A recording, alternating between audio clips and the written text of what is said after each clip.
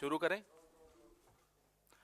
नमस्कार साथियों, पिछले एक साल से भी ऊपर से कांग्रेस पार्टी लगातार अग्निपथ योजना के खिलाफ आवाज उठाती आई है। हमारे नेता राहुल गांधी, हमारे अध्यक्ष मल्लिकार्जुन खड़गे साहब और हमारे तमाम नेता इस मुद्दे को बड़ी जोर शोर से उठाते आए हैं और नौजवानों के साथ खड़े हुए आपको दिखाई दे रहे हैं।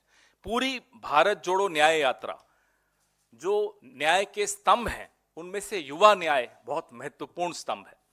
और उसी कड़ी में राहुल गांधी जी ने अग्निवीर योजना, अग्निपथ योजना के खिलाफ बढ़ चढ़कर बात की। हमारा एक पूरा आंदोलन चल रहा है। जंतर मंतर पे जो बच्चे बैठे हैं, प्रधानमंत्री से तो वो नहीं मिल पाए, लेकिन राहुल जी से वो मिले। उन्होंने अपनी व्यथा उनके सामने व्यक्त की और उनके दर्द को समझते हुए इस मुद्दे को हमने उठाने का निर्णय लिया। आगे इस प्रेस वार्ता की कड़ी में हमारे वरिष्ठ सहयोगी श्री सचिन पायलट जी, श्री दीपेंद्र हुड्डा जी आपको इस दिशा में हमने और क्या कदम उठाए हैं उस पर चर्चा करेंगे। जवान और किसान दोनों जिस तरह से आज परेशान हैं, एक प्रधानमंत्री थे इस देश में, कांग्रेस के ही प्रधानमंत्री थे जो जय जवान जय किसान का नारा देते थे, और एक प्रधानमंत्री हैं जिन्होंने किसान का भी अपमान किया और जवान का भी अपमान किया। मैं श्री सचिन पायलट जी से पहले आग्रह करूंगा कि वो अपने विचार आपके सामने रखें। बहुत बहुत शुक्रिया।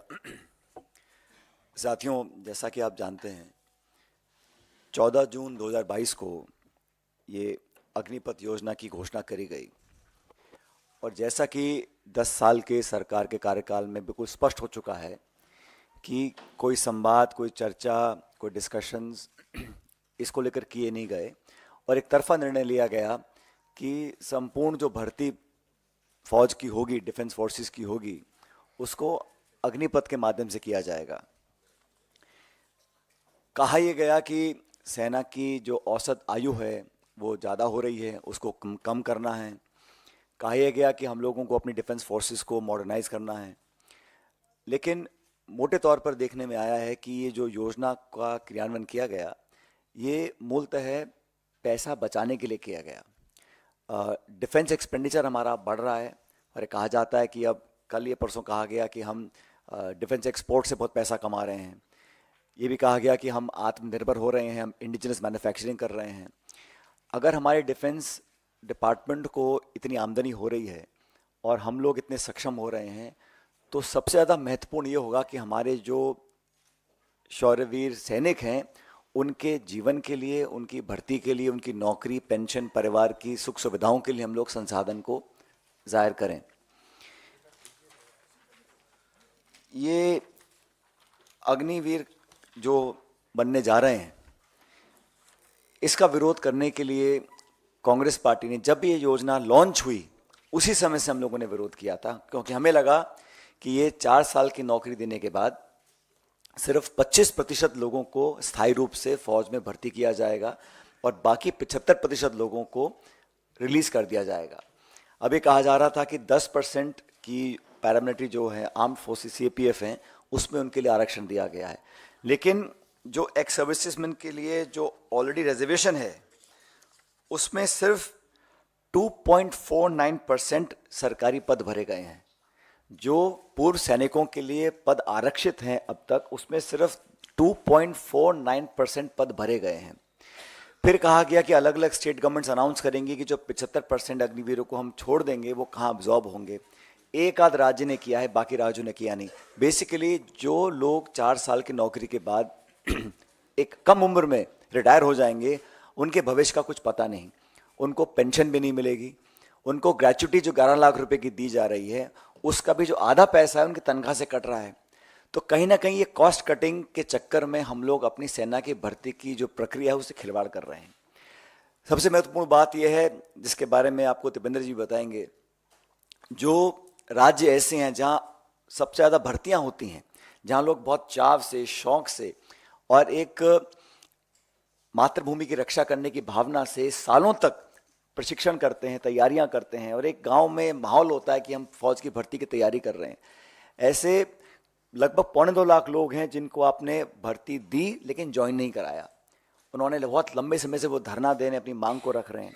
हम लोग कहना चाहते हैं कि अगर ये भारत सरकार G20 पे 4,100 करोड़ रुपए खर्च कर सकती है, प्रधानमंत्री के हवाई जहाज के लिए 8,400 करोड़ खर्च कर सकती है, सेंट्रल विस्तार प्रोजेक्ट के लिए 20,000 करोड़ खर्च कर सकती है, और इस वर्ष सरकारी इश्तिहारों के लिए 6,500 करोड़ खर्च कर सकते हैं, तो मैं मानता हूं कि हम लोग सिर्फ पैसा बचाने के लिए अपनी भर्ती की पूरी प्रक्रिया से खिलवाड़ करें, ये भविष्य के लिए, हमारी आंतरिक सुरक्षा के लिए, हमारे भारत की इंटेग्रिटी सिक्योरिटी के लिए कहीं ना कहीं चैलेंज बन सकता है। तो हम तो आग्रह करेंगे कि उन लोगों को नौकरी दी जाए जिन्होंने सारी परीक्षाएं पास करी थी, लेकिन अग्निवीर के माध्यम से, अग्निपथ योजना के माध्यम से जो बहुत बड़ा खिलवाड़ हो रहा है, देखिए भारत की जो सेना है उसके शौर्य को, उसके पराक्रम को, उसकी मेहनत और जाबाजी जो हमारे सैनिकों के पास है उसका कोई सानी नहीं है। We are one of the finest fighting forces in the world.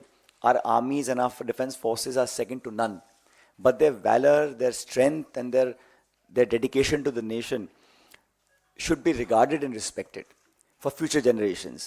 And we all feel that by compromising on the process of recruitment of the armed forces, it may not argue well for our future and for the families of those people who have willingly dedicated their lives to the service of the nation.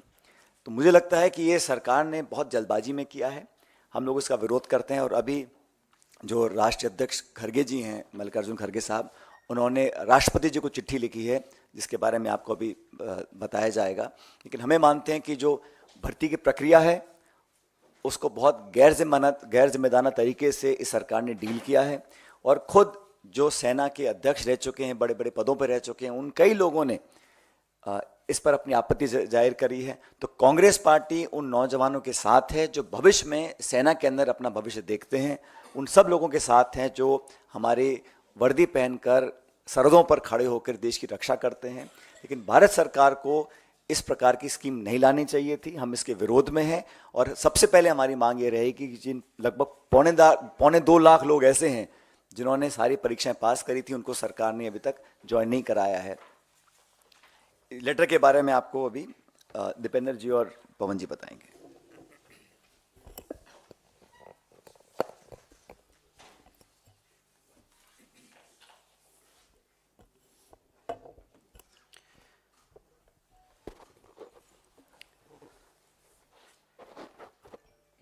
जैसा कि अभी आपको हमारे साथी सचिन जी ने बताया, अग्निपथ योजना के बारे में हमारी क्या कांग्रेस पार्टी का क्या स्टैंड रहा है। शुरू से हमारी मांग रही है कि इसको वापस लिया जाए और पक्की भर्ती शुरू की जाए।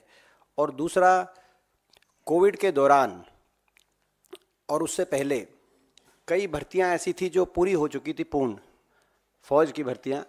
1.5 लाख नौजवानों को फौज में भर्ती किया गया था, उनका फिजिकल, सारी वेरिफिकेशन टेस्ट सब कुछ पूरा हो चुका था, ज्वाइनिंग शेष बाकी थी। लेकिन जब ये अग्निपथ योजना आई तो वो 1.5 लाख जो पक्की भर्ती में सरकार द्वारा चयनित नौजवान थे, उनकी ज्वाइनिंग पे प्रश्न चिन्ह लग गया और आज तक वो दर दर की ठोकरें खा रहे हैं। जंतर मंतर पे धरना बहुत लंबे समय से चल रहा है, मैं स्वयं कई बार उस धरने में गया हूँ। 1.5 लाख ऐसे बच्चे हैं। ये हमारे कांग्रेस पार्टी के पूर्व अध्यक्ष राहुल गांधी जी से मिले और राहुल गांधी जी ने तुरंत इनकी बात को अच्छी तरीके से उठाने का काम किया। और कांग्रेस पार्टी तभी से हम इनकी बात को देश की सरकार के सामने हम लोग रख रहे हैं। आज जैसा कि अभी बताया था सचिन जी ने, ये लेटर हमारे कांग्रेस के अध्यक्ष श्री मल्लिकार्जुन खड़गे जी ने ये लेटर राष्ट्रपति जी, महामहिम राष्ट्रपति जी के नाम, और उनसे ये आग्रह कि इन 1.5 लाख चयनित फौजियों को, आपकी सरकार और आपकी फौज द्वारा चयनित फौजियों को ज्वाइनिंग मिले। और हम इनके संघर्ष में इनके साथ हैं और जब तक इनकी ज्वाइनिंग नहीं होगी ये लड़ाई हम लड़ने का काम करेंगे। अग्निपथ योजना को लेकर हम सरकार से सबसे पहले मैं सवाल पूछना चाहता हूं आपके माध्यम से कि ये योजना लाई जाए, ये किसकी मांग थी? आखिर किसकी मांग पे अग्निपथ योजना आई? ये निश्चित तौर से देश की फौज की मांग नहीं हो सकती, क्योंकि ये देश की फौज देश का एकमात्र ऐसा संस्थान जिस पे हर देशवासी को गर्व है। देश के गौरवमय इतिहास में पार्टियां सरकारों में अंदर बाहर होती हैं, सत्ता में कोई रहता है कोई नहीं रहता, लेकिन देश की फौज एक ऐसी हमारी जिसने हमेशा देश के तिरंगा को ऊपर रखने का काम किया। चाहे वो 1971 की पाकिस्तान के साथ युद्ध हो, इंदिरा जी प्रधानमंत्री थी, लेकिन हमारी देश की फौज, भारतवर्ष की जीत हुई, पाकिस्तान के 2 टुकड़े हुए।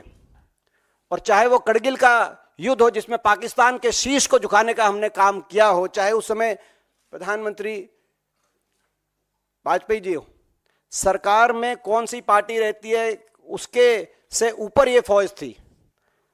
ये राजनीतिक बातों से ऊपर हमारी देश की फौज हमेशा रही है और देश को हमेशा अपनी फौज पे गौरव रहा है। और देश तो फौज में बदलाव की जरूरत क्यों आई, मैं सरकार से पूछना चाहता हूं। ना तो देश के नौजवान ने मांग करी, वो देश का नौजवान जो सुबह 4-5 बजे उठकर अपने खेत से निकलता है, स्टेडियम में खेत में दंड बैठक करके रेस लगाता है, तैयारी करता है, देशभक्ति का भाव जिसके दिल में कूट कूट के भरा है, ना तो उस नौजवान ने मांग करी, ना देश की फौज की तरफ से कोई मांग उठी। तो देश के हमारे general, former chief of army staff general MM Naravane ji ने कहा कि ये एकदम से आश्चर्यचकित करने वाला फैसला था। ना किसी राजनीतिक दल ने मांग करी। मैं सवाल पूछना चाहता हूं, ना घोषणा पत्र में था किसी राजनीतिक दल के, ना इतने वर्षों में मांग आई कि देश की फौज की चयन प्रक्रिया बदली जाए। जिस फौज पे हमें गर्व था, जिस फौज ने बार बार दुश्मन को का शीश झुकाने का काम किया था, हमेशा हमारे झंडे तिरंगे को ऊंचा रखने का काम किया था, उसकी भर्ती प्रक्रिया बदली जाए। हम सरकार से पूछना चाहते हैं, ये ऐसा फैसला आपने क्यों लिया और इस फैसले के अब दुष्परिणाम देश के सामने आने लगे। पहला दुष्परिणाम, जैसा कि हमने आपत्ति इस पे करी कि 4 साल के बाद बिना पेंशन घर वापस आ जाएगा, तो कहां जाएगा? जिस पर कैलाश विजयवर्गीय जी का बयान आया कि ऐसे नौजवानों को भाजपा कार्यालय के द्वार पे चौकीदार की हम नौकरी देंगे। मैं बता देना चाहता हूं भारतीय जनता पार्टी वालों को, ये देशभक्ति का भाव, आप देश की फौज पे राजनीति करना चाहते हैं, लेकिन देश की फौज में जो नौजवान जाता है जिस देशभक्ति के भाव से, वो आपके कार्यालय के बाहर 4 साल के बाद आकर चौकीदार के भाव बनने के भाव से नहीं वो जाता, वो देश के लिए सर्वोच्च निछावर करने की बात का अपने मन में सोच के जाता है। हमने कहा कि 4 साल बाद क्या होगा, और दुष्परिणाम सामने आए। ये पहले पता था कि बिना पेंशन के वापस आ जाएगा। प्रधानमंत्री जी ने रेवाड़ी में, हरियाणा में आकर 2014 का अपना चुनाव प्रचार का अभियान शुरू किया था और कहा था 1 रैंक 1 पेंशन हम देंगे, नो रैंक नो पेंशन, बिना पेंशन के वापस आ गया। लेकिन उसके साथ साथ दुष्परिणाम, अभी शहीद में फर्क नहीं किया जाता, दुश्मन की गोली में फर्क नहीं किया जाता, और जो जवान अपनी छाती अड़ाए दुश्मन की गोली के आगे, उसकी छाती में फर्क नहीं हो सकता। लेकिन इनने कर दिया। अग्निवीर को शहीद का दर्जा नहीं मिलेगा, पेंशन नहीं मिलेगी जो शहीद होगा अग्निवीर, ग्रेचुइटी नहीं, मेडिकल जो है मेडिकल फैसिलिटीज़ पे आश्रित पत्नी बच्चे माता पिता को नहीं मिलेगी, कैंटीन फैसिलिटी नहीं मिलेगी, रिटायरमेंट के बाद ग्रेचुइटी नहीं मिलेगी, मेडिकल फैसिलिटीज़ नहीं मिलेंगी, पेंशन नहीं मिलेगी, कैंटीन फैसिलिटी नहीं मिलेगी, पूर्व सैनिक का दर्जा पूर्णतः नहीं मिलेगा, और इस सर्विस के दौरान डियरनेस अलाउंस नहीं मिलेगा, केवल लमसम तनख्वाह मिलेगी, यानी कि कॉन्ट्रैक्चुअल। लमसम तनख्वाह का मतलब यह है कि भाई ये कॉन्ट्रैक्चुअल फौज की मांग कहां से आई, हमारा मानना है ये हमारी मांग है, सरकार जवाब दे। उसके बाद एक और इसमें एक पहलू, देश की फौज को, जो सशक्त हमारी फौज थी, उसमें कैसे क्या असर होगा दूरगामी इसका, उसका दुष्परिणाम सामने आ रहा है। जहां 60 से 65 हजार की भर्ती हर साल होती थी, वहां 45 हजार अग्निवीर लिए गए पिछले वर्ष। इस अगर भर्ती की रफ्तार को इसी रेट से आगे बढ़ाया जाएगा तो 14 लाख की हमारी फौज घटकर 8 लाख की फौज हो जाएगी 10 वर्ष के अंदर, तो देश की फौज पे दुष्परिणाम सामने आ रहे हैं। और जो भर्ती किए जा रहे हैं नौजवान, उनका क्या मनोबल रहेगा, इसका अंदाजा इस बात से लगाया जा सकता है कि बहुत से जो ट्रेनी थे अग्निवीर, वो ट्रेनिंग छोड़ के वापस आ गए। तो फौज का क्या मनोबल रहेगा, उसका दूरगामी प्रभाव देश की फौज पे, देश की सीमा सुरक्षा पे क्या असर पड़ेगा, इस बात को लेकर हमारे को चिंता है। और बहुत से ऐसे प्रदेश जैसे हरियाणा प्रदेश, हमारे प्रदेश में नौजवानों के दिलों में जज्बा, देशभक्ति का जज्बा, देश के लिए सर्वोच्च निछावर करने का जज्बा, सुबह उठ के कड़ी परिश्रम, मेहनत, प्रैक्टिस, दंड बैठक, रेस अपने गांव में, अपने शहर कस्बे में जो नौजवान लगाता था कि देश के तिरंगे में लिपट के अगर मेरा शरीर कभी शहीद होके अगर वापस आए तो वो मेरे लिए गौरव का विषय होगा। उस देश में, उस प्रदेश हरियाणा जैसे प्रदेश में जहां हर साल आज़ादी के बाद से 2019 तक 5,500 की हमारी पक्की भर्ती होती थी, आज वो पिछले वर्ष केवल 964 अग्निवीर लिए गए, जिसमें से 722 वापस आ जाएंगे, केवल 210 के करीब पक्के किए जाएंगे। कहां 5,500 की पक्की भर्ती है जैसा हरियाणा जैसे प्रदेश में, और कहां केवल 210 की पक्की भर्ती प्रति वर्ष। ये कितना, मैं समझता हूं कि जहां हमारा नौजवान देश की सीमाओं पे जाकर अपनी जान हथेली पे रख के देश का सुरक्षा करता था, आज वो डंकी के रास्ते दूसरे देशों की सीमाओं पे गैर कानूनी लीगल इमिग्रेशन के माध्यम से उन सीमाओं के अंदर जाकर वहां पे मजदूरी करने के लिए मजबूर हो रहा है।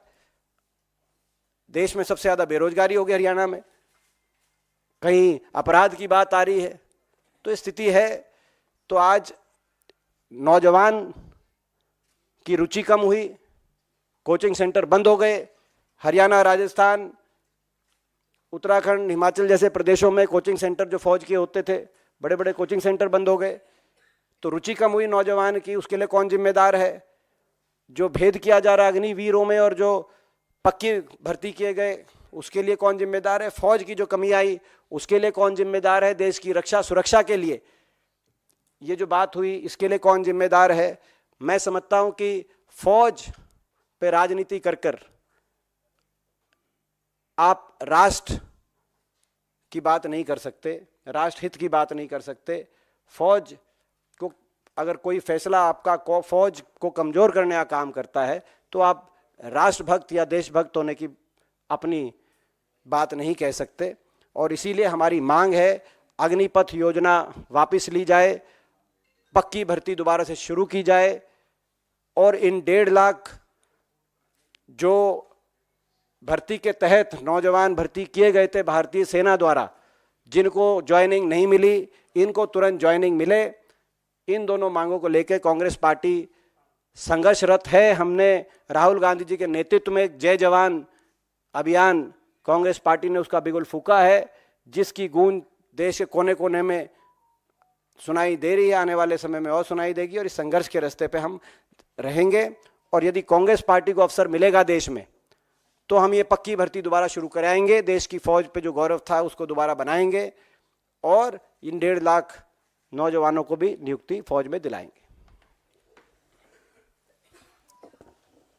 तो आपने सुना कि कैसे जवान और किसान दोनों के साथ जो शोषण दोनों का हो रहा है, इन्हीं किसानों के परिवारों के बच्चे हमारी फौज में जवान बनते हैं, और दोनों की जो स्थिति है आपको जंतर मंतर पे भी दिख रही है, सड़कों पर दिख रही है, दिल्ली की सीमाओं पर दिख रही है। इसी कड़ी में युवा न्याय के लिए जो कदम राहुल जी ने उठाया, खड़गे साहब ने उठाया, वो अभी हमने आपके साथ साझा किया। आपके सवाल।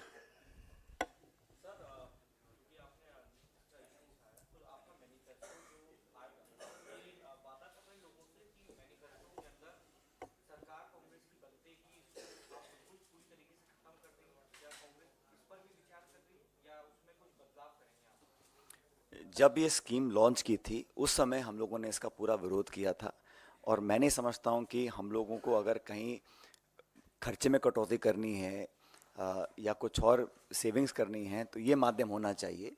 हमें लगता है कि अग्निवीर, जो जैसा दीपेंद्र जी ने कहा, अग्निपथ जो योजना है, हम नहीं समझते हैं कि ये एक सकारात्मक कदम है, और इसको रोल बैक कर कर हम जो पक्की भर्तियां होती थी फौज के अंदर उसको दोबारा चालू करने की बात रखेंगे। और मैं समझता हूँ इस बात को हम अपने मैनिफेस्टो में भी पूर्ण तरह स्पष्ट तरीके से रखेंगे। सरकार की ओर से कहा जाता है कि एमएसपी देंगे किसानों को तो आर्थिक जो चीजें हैं वो बिगड़ जाएंगी। अग्निवीर योजना लाई गई है, अग्निपथ योजना, उसमें भी उनको लगता है कि आर्थिक तौर पर दिक्कतें हैं। तो क्या वो आर्थिक मकड़जाल आप लोग सुलझा लेंगे और ये दोनों चीजें ये आर्थिक मकड़जाल बनाया गया है ना, ये पहले तो था नहीं। और आर्थिक मकड़जाल से निकलने के लिए आपकी प्राथमिकता क्या होनी चाहिए? पहली प्राथमिकता होनी चाहिए कि हमारे देश की अखंडता सुरक्षा के लिए जो सेना हमारी है और जो बहुत बेहतर काम कर रही थी उसको मॉडर्नाइज करना है, उसकी एवरेज आयु कम करनी है, उसके और बहुत सारे तरीके हैं। लेकिन मैं नहीं मानता हूं कि इसको इस प्रकार से करना चाहिए था, क्योंकि इससे पूरी रिक्रूटमेंट पार्शियल रिक्रूटमेंट होता, कुछ समय के लिए होता, लेकिन सारी रिक्रूटमेंट बंद करने के बाद, और आप ये बोल रहे हैं कि अग्निवीर बनने के लिए लाखों लोग लाइन लगा रहे हैं। अरे कोविड टाइम भर्ती हुई नहीं बिल्कुल, और इस देश में जो इतनी रिकॉर्ड अनएम्प्लॉयमेंट है उसको लेकर नौजवान क्या करें, विकल्प क्या उनके पास? लेकिन लॉन्ग टर्म के लिए आपने कहा 1 रैंक 1 पेंशन, उसको पूरा नहीं किया। अब चर्चा कर रहे हैं 1 नेशन 1 इलेक्शन, और 2 तरह की भर्ती आप हो जाएगी, एग्जिस्टिंग होंगे पक्की भर्ती वाले और अग्निवीर होंगे। उसमें 6 महीने की ट्रेनिंग भी है, 6 महीने की छुट्टी भी है, 4 साल का कार्यकाल है। तो उसमें क्या एक जो फौज की एक भावना होती है, क्या कहीं ना कहीं हम इस पूरी योजना से उससे खिलवाड़ तो नहीं होगा? ये बड़ा चिंता का विषय है, क्योंकि सरहद पर जो खड़े होते हैं, एक आर्मी की यूनिट होती है, फौज में एक अपनापन होता है, उसमें उसके साथ खिलवाड़ ना हो जाए, ये चिंता हम लोगों को है। इसलिए आर्थिक लिमिटेशंस को देखकर हम काम करें। और आप कह रहे हैं 5 ट्रिलियन इकॉनमी बन रही है, हम we are now according to Government of India we are the top 25 arm exporter. अगर आप इतना आमदनी कमा रहे हैं रक्षा मंत्रालय से, तो पहली प्राथमिकता हमारी मैन पावर की है, उसको सुदृढ़ करने के लिए, बेहतर वेपनाइज करने के लिए, बेहतर ट्रेनिंग करने के लिए, औसत आयु बढ़ाने के लिए बहुत सारे तरीके हैं। लेकिन जिस प्रकार एकदम से किया गया और संपूर्ण भर्ती को किया गया, उसके हम लोग विरोध में हैं। मुझे लगता है पूरा रोल बैक करना पड़ेगा सरकार को। एमएसपी पे तो पहली जो गारंटी हम लोगों ने दी है, खड़गे साहब, राहुल जी ने छत्तीसगढ़ में, हमने कहा हमारी सरकार बनने के बाद हम लोग वो काम करेंगे जो इस सरकार ने नहीं किया। जब 3 काले कानून कृषि के वापस लिए थे, उस समय सरकार ने कहा था कि एमएसपी को लेकर हम लीगल गारंटी लेकर आएंगे। जब वादा खिलाफी हुई, तब किसानों ने कहा अब चुनाव सर पर हैं, कृपया उसको पूरा करिए। और फिर जो हाल आप देख रहे हैं क्या हो रहा है, टीयर गैस डाली जा रही है, लोग किसानों के साथ उन पे मुकदमे दर्ज किए जा रहे हैं, उनके साथ बल प्रयोग किया जा रहा है, उनकी बेइज्जती की जा रही है अन्नदाताओं की। तो ये सरकार वादा पूरा करने में विश्वास रखती नहीं है। इसलिए मैं मानता हूं कि हम लोग, जैसा हमने गारंटी दी है कि सरकार बनने के बाद हम एमएसपी को लीगल फ्रेमवर्क में लेकर आएंगे, ये हमारा एक संकल्प है, हमारी गारंटी है हमारी कांग्रेस पार्टी की तरफ से। इसीलिए मुझे लगता है कि इन्होंने जो ओआरओपी का वादा किया उसको पूरा नहीं किया, बल्कि वादा खिलाफी किया भविष्य की पीढ़ियों के साथ जो फौज में अपना हिस्सादारी करना चाहती थी। तो हम लोग एमएसपी पे हमारा जो घोषणा है हमारी, वो पहली थी मेरे ख्याल जो कांग्रेस पार्टी की तरफ से गारंटी है। और वो वाली गारंटी नहीं है ये जुमले वाली गारंटी, ये पक्की गारंटी है।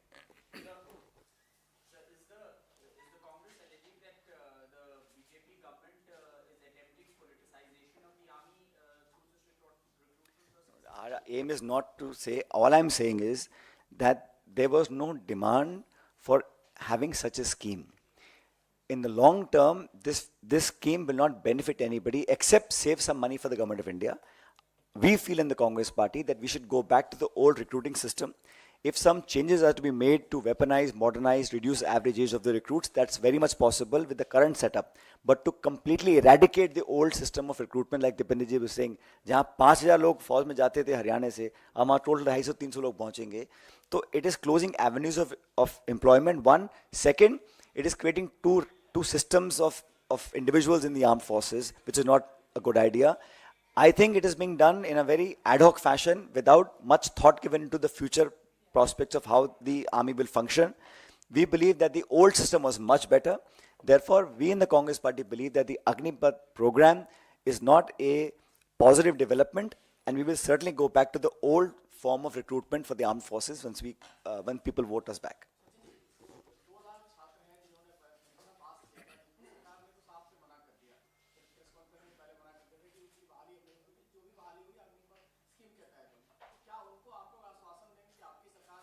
बोला ना दीपेंद्र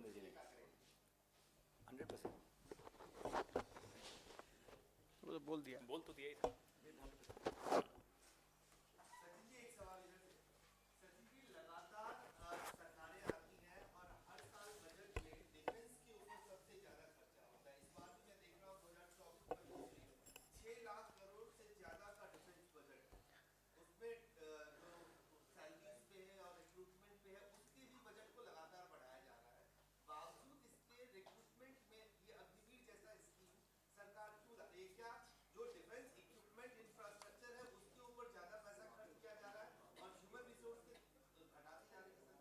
देखिए, डिफेंस के ऊपर हमेशा भारत की जो भी सरकारें आई हैं उन्होंने हमेशा उसमें इजाफा ही किया है, कोई कमी नहीं करी है। और मुझे लगता है कि देश की पहली प्राथमिकता हमारी डिफेंस का होना चाहिए, क्योंकि बजट का बहुत ज़्यादा डिटेलिंग नहीं आती है। लेकिन अब देखो, जैसे जो पहले तनख्वाह थी लगभग 60,000 रुपये की थी, अब अग्निवीर जो होगा उसको मिलेंगे 45,000 रुपये, तो वो कटौती की है। मैं नहीं समझता हूँ कि ये कटौती जो हम कर रहे हैं ये बहुत ज़्यादा लाभदायक होगी। डिफेंस का अगर बजट हमें और बढ़ाना भी पड़े तो हर सरकार बढ़ाती है, लेकिन मुझे लगता है कि हम लोग अगर भविष्य के जो रिक्रूटमेंट्स होंगे अगर सारी इस प्रकार होंगी तो उसमें एक तरह से भेदभाव हो जाता है, और फिर 4 साल के बाद जो नौकरी करके बाहर आएगा नौजवान, उसके लिए जो भविष्य की एम्प्लॉयमेंट है वो बहुत क्वेश्चनेबल हो जाती है। अभी कहा कि 10% जो CAPF है उसमें रिजर्वेशंस की जाएंगी, वो गवर्नमेंट ऑर्डर है, उसकी कोई स्टैट्यूटरी कोई लेजिस्लेटिव बैकिंग नहीं है, वो कल रिवर्स कर सकते हैं उसको। और फिर कहा अलग अलग स्टेट गवर्नमेंट स्टेट पुलिस में रिक्रूटमेंट देंगी, कितनी स्टेट गवर्नमेंट्स ने ऐसा अनाउंस किया है। और जो एक्स सर्विसमैन के लिए रिजर्वेशंस थी उसमें से 2.5% वैकेंसी भरी गई हैं। तो इतिहास गवाह है कि जो एक्स सर्विसमैन होते हैं उनको उनका ड्यू नहीं मिलता। और अब आप हर 4 साल में एक बहुत लंबी लिस्ट बना रहे हैं एक्स सर्विसमैन की। और आर्मी के अंदर भी मुझे लगता है कि जो पहला प्रोसेस रिक्रूटमेंट का चलता था उससे आपत्ति किसी को नहीं थी। एक बहुत अच्छी हमारी we are one of the best armies in the world, तो उससे उसके साथ इतना टिंकरिंग करना और मूलभूत परिवर्तन करके पूरी रिक्रूटमेंट बदल देना उसके खिलाफ है। इसलिए अग्निवीर को रोल बैक करना चाहिए, अग्निपथ योजना को। जब बीजेपी से पूछा जाता है कि आप MSP कब देंगे तो वो कहते हैं कि कांग्रेस ये बताए कि जब उनकी सरकार इतने साल थी उस वक्त उन्होंने MSP क्यों नहीं दी, और आज वो कह रहे हैं खाली ये जुमला है, वादा कर रहे हैं, झूठा वादा। देखिए जहाँ तक जब 10 वर्ष का यूपीए का कार्यकाल था उसमें कितनी एमएसपी पे वृद्धि हुई और भाजपा में कितनी वृद्धि हुई, इसकी विस्तृत जानकारी बार बार मैंने सदन में भी दी और आपको भी दी है। लगभग एमएसपी गेहूं, धान, तिलहन, अलग अलग तरह की पल्सेस, अगर आप एवरेज औसतन देखें तो यूपीए कार्यकाल में लगभग 100% उसमें वृद्धि हुई एमएसपी में। और अभी की आप देखें इन 10 वर्ष में तो 30 से 40% वृद्धि हुई। किसान की आमदनी दुगने की बात थी, किसान की एमएसपी को बढ़ाने का दर आधे से भी कम करने का कोई इस सरकार का किसानों को कोई बात नहीं कही गई थी। किसानों के साथ धोखा हुआ है, एमएसपी उस रफ्तार से बढ़ाई नहीं गई, ना जो है किसान की आमदनी दुगनी हुई, किसान पे कर्ज दुगना हुआ। 9 लाख करोड़ से बढ़कर 23.8 लाख करोड़ का कर्जा देश के किसान पे इस सरकार के कार्यकाल में जो आज कर्ज के बोझ के तले किसान दबा है। और ना ही कोई कर्ज माफ़ी हुई, जो जैसे हमारे समय कर्ज माफ़ी हुई थी यूपीए सरकार के समय में, तो ना तो कोई व्यापक कर्ज माफ़ी का कोई योजना सरकार लेके आई, ना उस रूप से एमएसपी को बढ़ाकर किसान को देने का काम किया। तो किसानों की ये जो मांग है एमएसपी को लेके जायज़ मांग है। हम सरकार से कहना चाहते हैं बार बार, किसानों के साथ आप ही ने वायदा किया था किसान आंदोलन में, सरकार बैठे किसान के साथ और बातचीत के माध्यम से तुरंत देश के किसान को एमएसपी पे जो आपके द्वारा की गई एक वायदा था कि उस पर कानून बनेगा, उस वायदे को सरकार बातचीत के माध्यम से पूरा करे और इसका समाधान करे।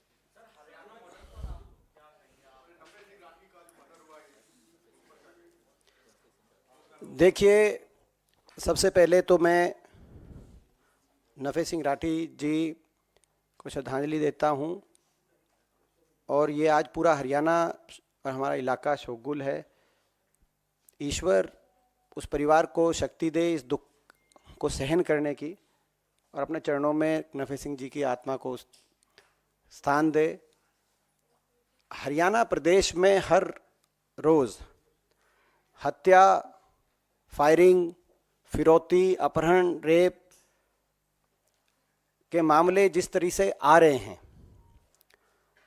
जो प्रदेश हमारे समय में कांग्रेस पार्टी की पूर्ववर्ती हुड्डा सरकार के समय में विकास के प्रदेश के रूप में जाना जाता था, आज वो प्रदेश अपराध प्रदेश के रूप में उस प्रदेश की पहचान बन रही है देश में।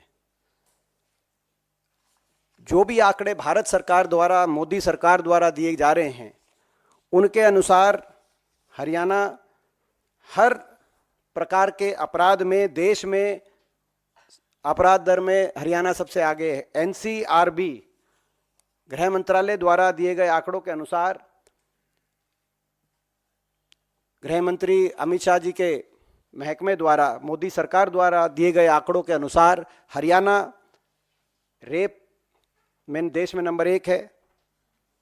हरियाणा क्राइम अगेंस्ट वुमेन में, क्राइम अगेंस्ट चिल्ड्रन में, किडनैपिंग में, अपहरण में, डकैती में, डकैती का दर हरियाणा में देश में नंबर 1, किडनैपिंग का दर नंबर 1, और मर्डर में देश में नंबर 2, मर्डर रेट हरियाणा में नंबर 2। और यही नहीं, खुद प्रधानमंत्री जी की आर्थिक सलाहकार परिषद द्वारा जारी सामाजिक प्रगति सूचांक SPI रिपोर्ट में हरियाणा को देश का सबसे असुरक्षित राज्य बताया गया है। और इससे भी दुर्भाग्यपूर्ण बात यह है, जिस राज्य को मोदी सरकार देश में सबसे असुरक्षित राज्य करार दे, उस राज्य के मुख्यमंत्री श्री मनोहर लाल खट्टर बयान दे रहे हैं। जब नूह में परिस्थिति तनाव आया तो उसके बाद उनका बयान आपने देखा होगा कि राज्य के हर नागरिक को सुरक्षा देना किसी भी प्रदेश सरकार के लिए संभव नहीं है। अगर मुख्यमंत्री किसी प्रदेश का ये बयान दें, किसी प्रदेश के मुख्यमंत्री की राज्य के हर नागरिक को सुरक्षा देना संभव नहीं है किसी प्रदेश सरकार के लिए, तो नागरिक कहां जाए? जब एक प्रमुख पार्टी के प्रदेश अध्यक्ष और पूर्व विधायक, उनको सरेआम यूं गोलियों से भूना जाएगा, तो आम नागरिक जिनसे फिरौतियां मांगी जा रही हैं, जिनके बच्चे किडनैप किए जा रहे हैं, पिछले 1 हफ्ते के अंदर या पिछले 2 हफ्ते के अंदर खरखौदा में क्या हुआ, सांपला में क्या हुआ, बहादुरगढ़ में फायरिंग क्यों हुई, तोशाम में एक व्यापारी के बच्चे को अपहरण क्यों गया। मैं एक जगह गया, इनमें से बहुत जगह, लेकिन सरकार से हम ये जंगल राज का जब सवाल पूछते, सरकार के पास कोई जवाब नहीं। आज दुख की बात है, आपको याद होगा जब हरियाणा में हुड्डा साहब की सरकार आई थी कांग्रेस पार्टी की, तो पहला टारगेट हरियाणा के से बदमाश और गैंगस्टरों का सफाया करना था। और 10 वर्ष के हमारे कार्यकाल में कोई अपराध की कोई बड़ी घटना ऐसी जैसी आज एक के बाद एक हरियाणा में हो रही हैं। दोबारा से 2004 से पहले वाला जो हरियाणा में चौटाला सरकार के समय का जंगल राज था, आज हरियाणा में उस प्रकार की परिस्थिति दोबारा से बनी है। और इस मामले में मैं कहना चाहता हूं, इस मामले में तो ये बात आई है सामने कि उन्होंने बार बार सरकार से अपील करी थी, लिखित रूप से सरकार को दिया था कि उनकी जान को खतरा है। वो बार बार जो है सरकार के अलग अलग नुमाइंदों से, मुख्यमंत्री जी से भी मिले थे और कहा गया था कि हमें इस तरह की धमकियां मिल रही है, इस तरह खतरा है और सुरक्षा प्रोवाइड की जाए। और इसी बहादुरगढ़ में 1 हफ्ते पहले दुकानों में घुस के फायरिंग करी अंडर एज शूटर्स ने। मैं गया, एक दुकान में मैं जाके आया था, मगर सरकार को कोई परवाह नहीं है। और अंडर एज शूटर, मैं ये भी कहना चाहता हूं, आज एक तरफ आप पक्की भर्ती बंद आपने कर दी, देश में सबसे ज्यादा बेरोजगारी हरियाणा में, और अंडर एज शूटर सबसे ज्यादा देश में आज हरियाणा से आ रहे हैं। पीछे पंजाब में भी एक कुख्यात इस प्रकार का मामला आया था, वहां भी हरियाणा के शूटर दिखाई दे रहे थे। तो ये स्थिति आज आ गई हरियाणा में। आज ये सरकार पूर्णतः विफल साबित हुई है। इसकी पूरी जिम्मेदारी अगर किसी की है तो हरियाणा के मुख्यमंत्री और हरियाणा गृह मंत्री की जिम्मेदारी है।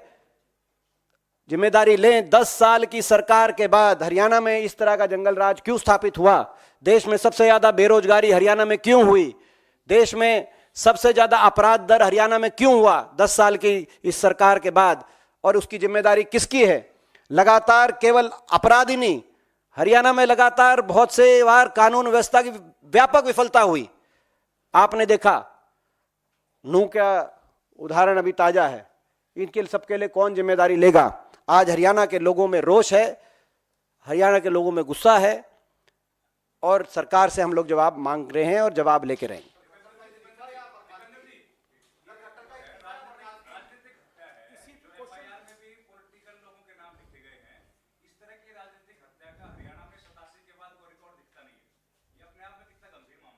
देखिए, ये अभी जांच का विषय है कि कौन इसमें शामिल हैं, और ये राजनीतिक साजिश है या क्या है, ये जांच का विषय है। इसीलिए जब तक पूरी जांच सामने नहीं आएगी, इस पे अभी मैं कोई और टिप्पणी नहीं करूंगा। लेकिन जो भी बातें आ रही हैं, एक बहुत गंभीर, पूर्णतः हरियाणा के अंदर क्यों गैंगस्टर एक्टिव हो गए। आज एक एक शहर का मैंने नाम लिया, मैं एक एक दुकान का नाम लेना चाहता हूं। मातूराम हलवाई के से गोहाना के अंदर फिरौती क्यों मांगी गई? सापला के अंदर क्यों गोलियां चलाई गई? बहादुरगढ़ के अंदर पिछले हफ्ते 2 दुकानदारों पे फायरिंग होकर, जब मैं गया इन दुकानों में, सापला उड़ा साहब गए तो शाम में एक व्यापारी के बच्चे को अपहरण करके कैसे फिरौती करी गई। खरखोदा के अंदर गंभीर हत्या का मामले क्यों सामने आए? तो ये मैं पिछले 15 दिन की बता रहा हूं, और पूरे साल की तो आपको मोदी सरकार बता रही है कि प्रधानमंत्री जी द्वारा जो सामाजिक प्रगति सूचांक जारी किया गया, उसमें हरियाणा देश का सबसे असुरक्षित प्रदेश है, जिसमें नागरिक सुरक्षा के मामले में सरकार को 100 में से 33 अंक मिले। प्रधानमंत्री जी बता रहे हैं, और गृह मंत्री जी ये बता रहे हैं कि अपहरण दर देश में सबसे ज्यादा है, डकैती दर देश में सबसे ज्यादा है, बलात्कार दर देश में सबसे ज्यादा है, और हत्या दर देश में दूसरे नंबर पर हरियाणा के अंदर है। यूपी के मुकाबले हरियाणा में 2.5 गुना अपराध आज भारत सरकार के आंकड़े क्यों दर्शा रहे हैं? जहां पूरा निवेश एक समय गुड़गांव, फरीदाबाद और हरियाणा के अंदर होता था, आज वहां नोएडा की तरफ जो फैक्ट्रियां जा रही हैं, क्यों जा रही हैं? कौन जिम्मेदारी लेगा इसकी? तो ये मैं समझता हूं कि ये जो है मामला बहुत अत्यंत गंभीर है। आज सदन भी है, आज विधानसभा भी है, कांग्रेस के सारे विधायक वहां सरकार से जवाब लेने का काम करेंगे। अभी हमारा पूरा इलाका शोकुल है, मैं यहां से स्वयं जा रहा हूं बहादुरगढ़, और जो है अंतिम संस्कार में हम लोग पहुंचेंगे और सरकार से इसका जवाब लेंगे।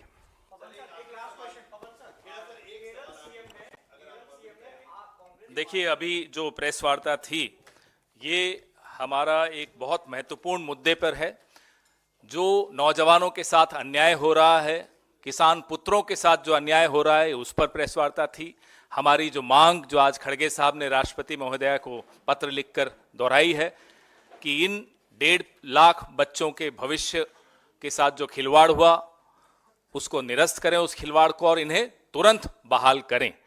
नंबर 2, अग्निपथ जो स्कीम है उसको वापस लिया जाए। यह स्कीम, यह योजना नौजवानों का भविष्य तो बर्बाद कर ही रही है, हमारी सुरक्षा के साथ भी बहुत भारी खिलवाड़ कर रही है। बस इसके बाद अब ये प्रेस वार्ता यहीं समाप्त हुई। हाँ, इससे अभी नहीं, इससे जुड़ा हुआ है तो ठीक है, इसके अलावा